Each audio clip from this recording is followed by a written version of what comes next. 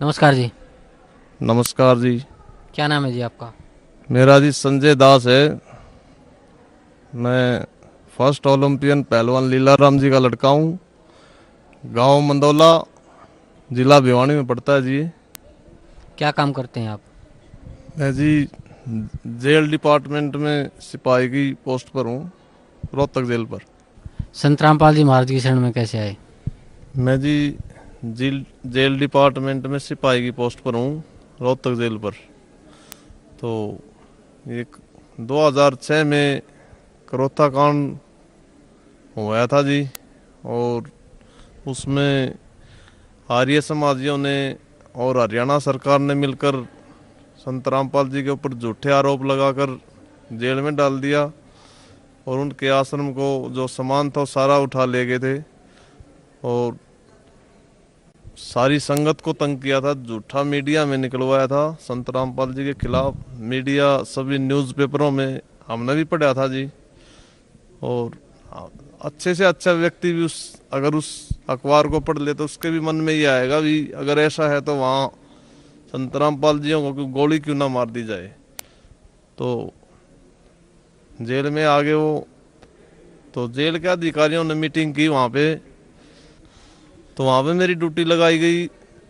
तो जाते ही मैंने संत रामपाल जी को नमस्कार बोला, सच्चाई बोला। तो संत रामपाल जी ने कहा भी आप मेरे को गुरु क्यों कहते हो? मखा जी टीचर को भी गुरु कहते हैं, आप तो संत हो। बोला भाई ऐसे मेरे को गुरु मत कहो, आप हमारा ज्ञान समझो पहले। तो मेरे दिमाग में ये आए भी अगर ऐसे कहते तो एकदम मेरे शरीर के अंदर एकदम सन्नाटा सा आ गया जी। जेल में भी ऐसे कहते हैं तो मखा भाई बहुत महापुरुष व्यक्ति हैं ये तो मैंने कहा जी मैंने तो जो कह दिया ना गुरु, तो मेरे लिए तो आज से आप गुरु हो। तो गुरु जी फिर मैंने कहा माँ गुरु जी मेरा भाई गुरु मत कहा अगर मेरे को।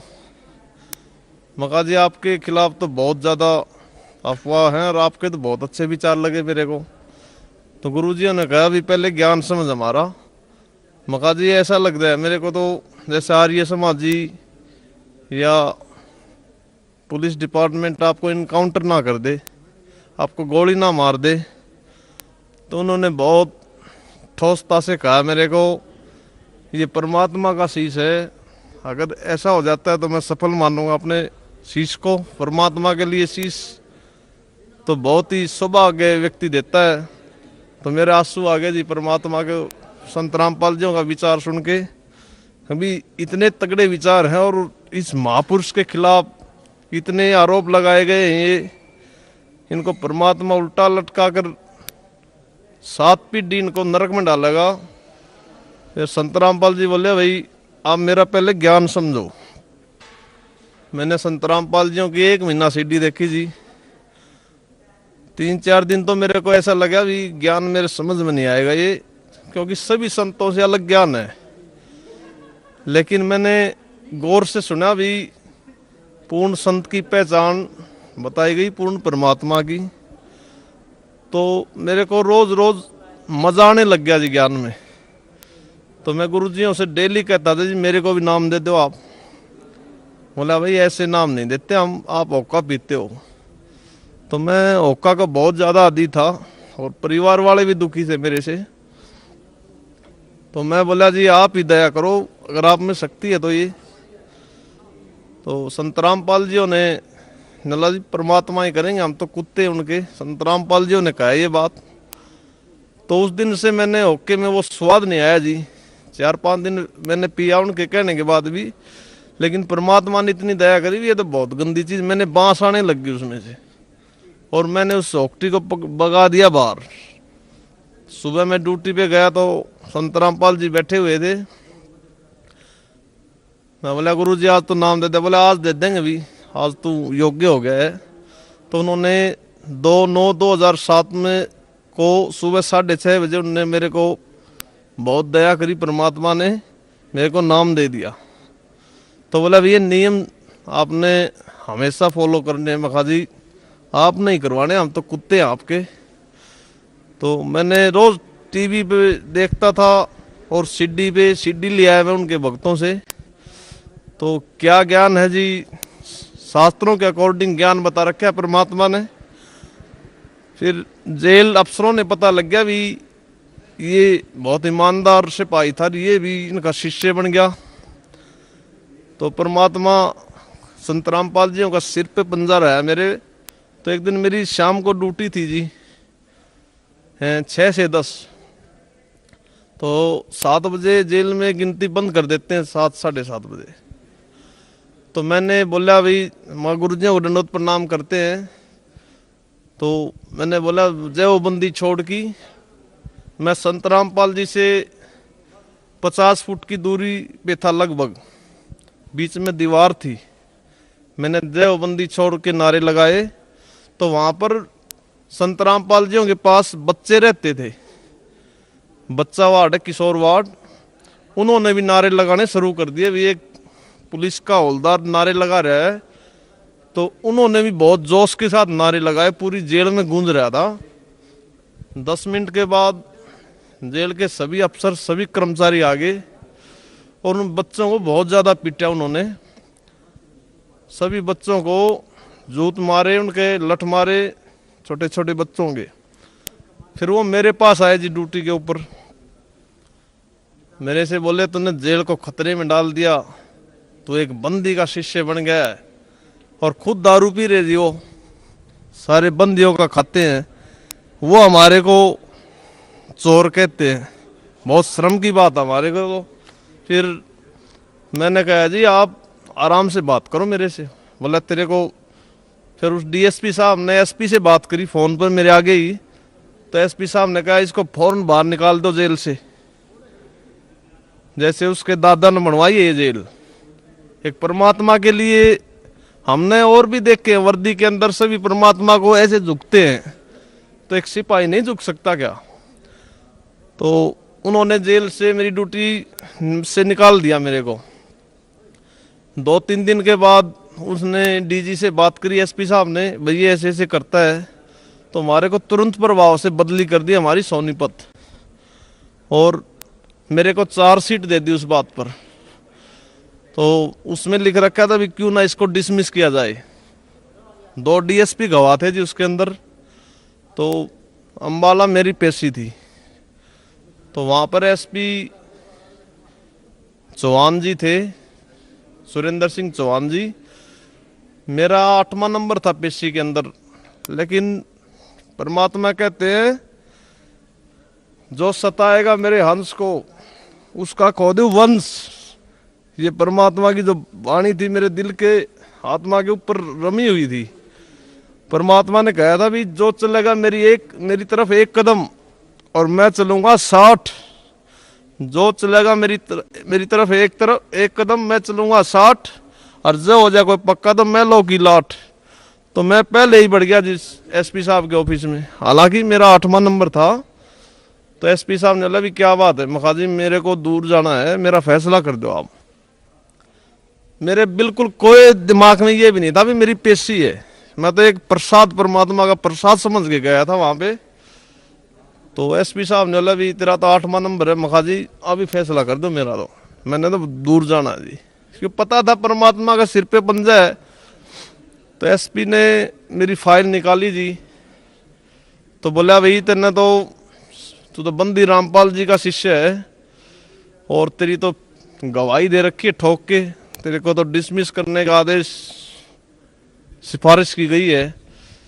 तो मैं उनकी बात सुनता रहा जी। तो बोला भाई, और उन्होंने गवाह पढ़े दूसरे, इंक्वायरी अफसर की गवाही देखी, ठोक के गवाही दे रखी थी जी मेरी। लेकिन मेरे कोई दिमाग में भी ये नहीं था कि भाई ये मेरा कुछ कर देगा। तो उनके काफ़ी विचार सुने जी। मैं आखिरी में मैंने हाथ जोड़ के प्रार्थना करी उनसे, माँ जी मेरा फैसला करो आप। तो उन्होंने विचार करे, अफसरों ने भी, आप ये बताओ नौकरी से पहले क्या करते थे? मैं कहा जी मैं राष्ट्रीय स्तर का पहलवान हूँ, और जो मेरे पापा जी हैं वो फर्स्ट ओलंपियन है, पद्म श्री पहलवान लीलाराम, स्पोर्ट्स डायरेक्टर हरियाणा। तो बोले भाई एक तरफ तो उन्होंने प्रश्न किया मेरे से, भाई एक तरफ तो आपकी पहलवानी हो और एक तरफ आपकी नौकरी हो, और एक तरफ आपका गुरुजी हो तो आप एक चीज मांगो हमारे से। मैं हंसने लग गया जी। बोले अस्कर है, अभी एक चीज मांग हमारे से। मैं बोला सर आपसे डीपली रिक्वेस्ट है, एक ही लाइन में बताऊंगा मैं तो। बोला हाँ बता भाई। माजी आपने तो बच्चों वाली बात कर दी। एसपी साहब मेरी साइड देख कर उसने सिर पकड़ लिया ऐसे, 4-5 मिनट तक उसने सिर पकड़े रखा जी। आगे एक जवान सिपाही, एक सिपाही होकर सुप्रीडेंट को ऐसे कहते हैं बच्चों वाली बात कर दी। मां सर आपने तो 4वीं-5वीं वाले बच्चों की बात कर दी आपने तो। बोले क्या भाई। फिर उसने 4-5 मिनट में अपनी गर्दन ऊपर उठाई ऐसे, वो ऐसे हो गया परमात्मा की इतनी दया थी कि जैसे उसकी पेशी है मेरे पास, ऐसा महसूस कर रहा था मैं वहां पे। महाजी गुरुजियों के लिए तो नाट काट के घेर दूं मैं 1 मिनट में। आप नौकरी की बात कर रहे हो मगा, और मगा सिर सौंपया गुरुदेव को, सफल होया ऐसी। तो उसने विचार करा जी 4-5 मिनट, और उसने कहा भी अगर तेरा इतना ही भाव है तो मैं तेरे को बाइज्जत बरी करता हूं। तो मैंने गुरुजियों को आके बरवाड़ा में बताया, मगा मालिक आपने ऐसे ऐसे दया कर दी मेरे ऊपर। तो मेरे गुरुदेव ने कहा जी मैं क्या बताऊं उनकी महिमा को। उन्होंने कहा ये तो रूंगे में हमारे पास, ये तो कोई बड़ा लाभ नहीं है तेरे को, परमात्मा तो वो कर देगा, सोच भी नहीं सकते आप। मैं गुरुजियों को बताया, क्या बताऊं मैं उनकी महिमा बता नहीं सकता। खुद परमात्मा आए हुए वो, मैं उनकी क्या बाणी बताऊं, मैं उनकी क्या समर्था बताऊं। मैं इतना कुत्ता हूं। तो गुरुजी ने बोले बच्चे बेटे ये तो रुंगों में करया परमात्मा ने, और तूने तो अपनी नौकरी घेर दी थी, ये तो परमात्मा ने आपको देनी पड़ी। तो घर बताया मैंने, घर वाले भी इतने खुश हो गए, उनकी भी श्रद्धा बढ़ गई परमात्मा में। फिर एक बार जी मेरे को पथरी होगी, 4 mm की पथरी थी, और शाम को मैं गुरुजियों के पास गया, बहुत ज्यादा दर्द था मेरे। तो गुरुजी बैठे हुए थे ऐसे, तो मैंने गुरुजियों से प्रार्थना करी ऐसे दंडोत प्रणाम करके। इतनी दया कर रखी थी कि हम जी वर्दी में भी दंडोत प्रणाम करवाया करते। परमात्मा जीव के बस की बात नहीं है जी, तो स्पेशल परमात्मा ने मेरे को कहा भी आप भक्तों के लिए मैंने अपना झोपड़ा भी फूंक दिया। मैं तो अपना झोपड़ा फेर कर लूंगा तैयार, लेकिन आपको इस नरक से निकालने वाला नहीं था कोई भी। वो शब्द मेरे आज भी मालिक की आत्मा के ऊपर रखा हुआ है जी। तो फिर परमात्मा ने कहा भी, मैंने गुरुजी से प्रार्थना करी, गुरुजी मेरे पथरी है जी 4 mm की, और बहुत ज्यादा दर्द है। गुरुजी परमात्मा कहते साधु बोले सहज स्वभाव, और जो चाहे सो कर दे। बोला भाई परमात्मा दया करेंगे, सुबह जल्दी निकल जाएगी। तो मेरी रात को 2 से 6 ड्यूटी थी जी। सुबह मेरे जुलाब लगी, उसके अंदर परमात्मा ने इतनी दया करी, बाहर निकल गई। और मैंने 2 दिन के बाद फिर टेस्ट करवाया मैंने एक्सरा में, बिल्कुल नील रिपोर्ट आई। डॉक्टर ने बोला भाई है नहीं तेरे तो। मखाजी मेरे तो 4.5 mm की है। डॉक्टर ने भी सिर पकड़ लिया जी। बोले तो परमात्मा का खेल है भाई, इंसान के बस की बात नहीं है। तो ऐसे ऐसे चमत्कार परमात्मा ने करते रोंगों में। बताओ जी उनकी क्या महिमा गाए हम परमात्मा की, हमारे पास शब्द नहीं है उनके लिए। और मैं तो ये कहता हूँ पूरे विश्व में सभी भाई बहनों को, आज तक ऐसा संत नहीं हुआ है जो ऐसा ज्ञान बताता है। हमारे परमात्मा सभी ऐब छुटवाते हैं। और एक दिन ये मैं हाथ जोड़कर प्रार्थना करता हूं, पूरा विश्व स्वीकार करेगा इस ज्ञान को। मैं सच्चाई बता रहा हूं आपको। और ये जो संत हैं, ये हमारे ज्ञान में एक भी शब्द गलत बता दो, हम उनको संत मान लेंगे। ज्ञान है ही नहीं उनके पास, झूठे हैं, सब झूठी दुकान करे हुए हैं, बिजनेस बना रखा है।